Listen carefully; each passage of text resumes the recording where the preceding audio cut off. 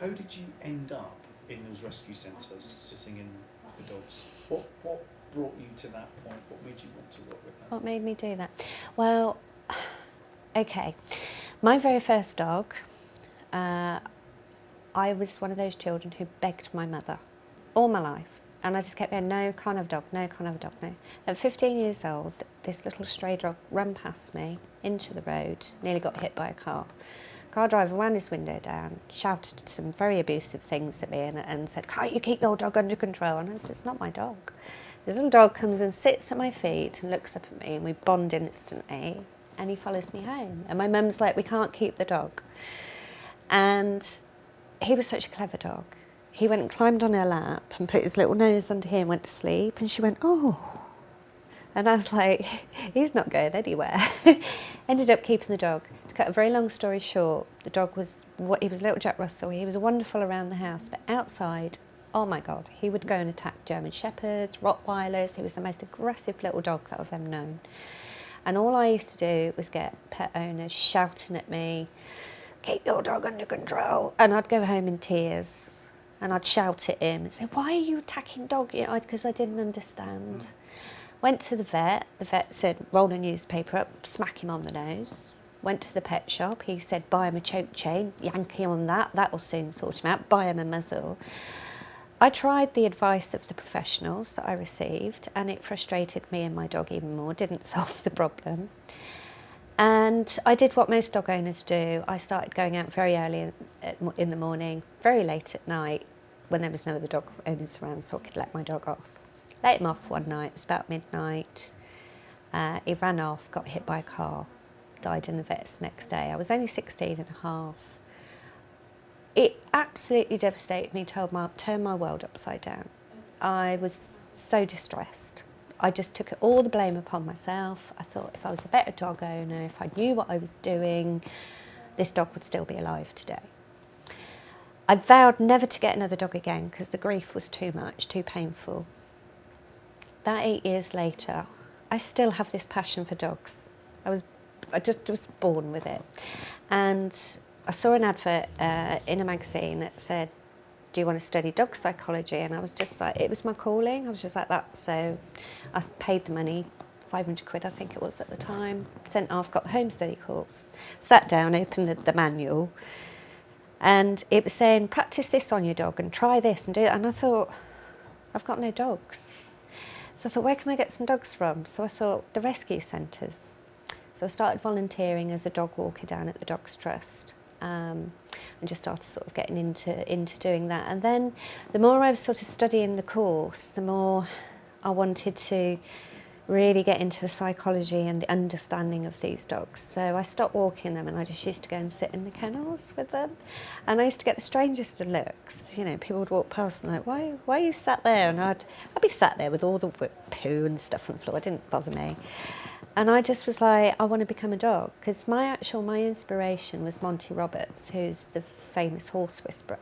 And as a boy, his father owned a horse ranch. And they'd get all these wild Mustangs in. And his father would tie them up, the horses, and beat them to break them. And then Monty, as a small child, thought, there's got to be a better way than this.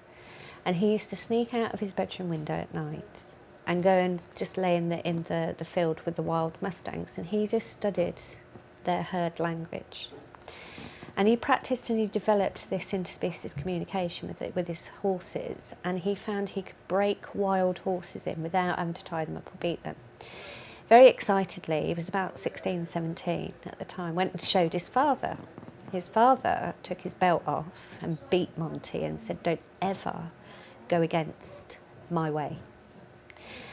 Now, Monty Roberts continued through his life doing his interspecies communication. He got called over by the Queen Mother, to deal with their horses. He's now going around the world teaching people how to communicate with horses in their language. So he was my inspiration. So after reading his book, I thought I need to go and sit in the field with the horses, but I went and sat in the kennels. And then my journey, I actually went travelling around America for 5 months, and I fell upon, wasn't part of my planned journey, but I fell upon Best Friends. Have a look at Best Friends in Utah. Group of 20 English people, Now here's an idea for you, because I read their book as well. They found 300 acres of Red Rock Canyon, no electricity, no water on this land, but it was up for sale. And they had a dream of building America's largest no-kill animal shelter. And they came back over here, they'd seen the land, they came back over here in this group of 20 people.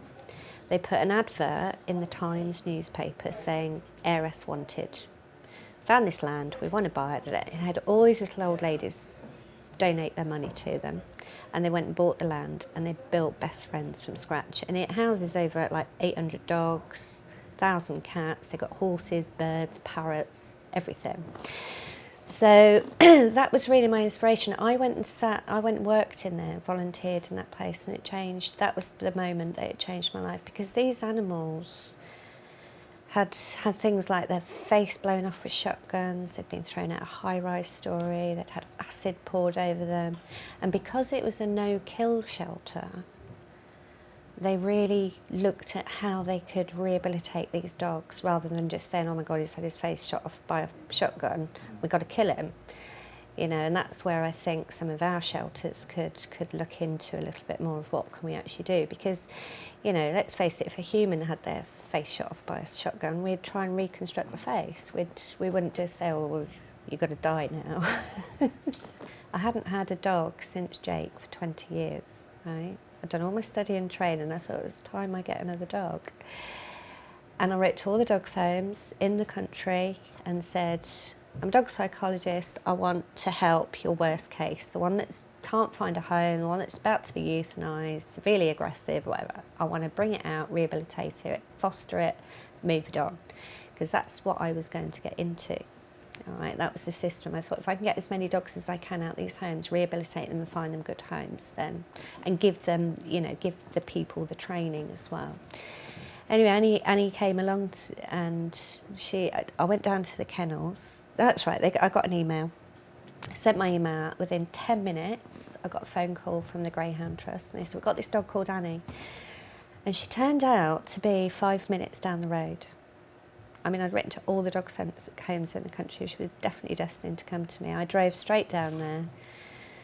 They brought her out with this pink muzzle on, and she just took one look at me, and I opened the car door and she just said, get me out of here. Got in.